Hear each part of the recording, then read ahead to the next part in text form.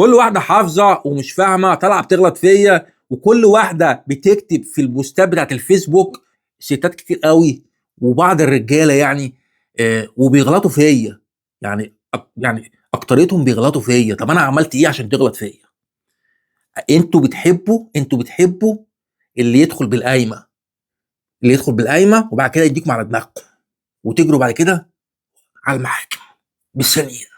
ها، محاكم الاسره. انتوا بتحبوا كده. انما اللي داخل بشرع ربنا وبيقول لك هدي بنتك مهرها كاش كامل وهجيب لها الشبكه بتاعتها، والراجل كمان قال لي ايه؟ قال لي لا ده انا عايز كمان مؤخر، مع ان انا هديله المهر كامل. المفروض مفيش حاجه اسمها مؤخر. قلت ماشي عديها. يجي بعد كده يقول لي عايز شقه تمليك باسمها. طب اقول ايه؟ انا بصوا، انا مش عايز اقول لفظ.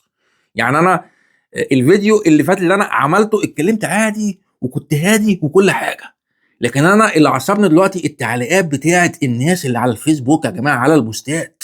حاجه غريبه يعني، حاجه ما تخشش الدماغ. هعمل كل ده وهصفرها وهجيب لها التذكره بتاعتها واعمل ايه الورق بتاعها وكل حاجه، وجايه هنا على بيت وهجيب العفش كله، هاخدها باللبس اللي عليها فقط لا غير. يعني مش هتدفع جنيه. ومش هعمل اللي هي لو في حاجه هنا اسمها البرين اب، مش هعملها. يعني لو حاجه حصلت هتاخد نص حاجتي هنا.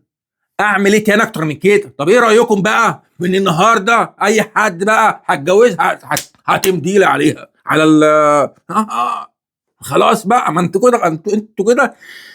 التعليقات بتاعتكم دي خلتني لا لا لا لا، خلتني اخاف منكم. قسما بالله خلتني اخاف منكم.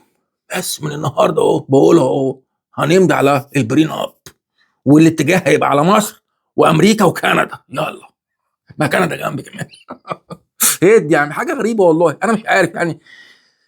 يلا معلش. انتوا بتحبوا اللي يديكم على قفاكم، لكن اللي داخل بشرع ربنا بتطمعوا فيه. السلام عليكم.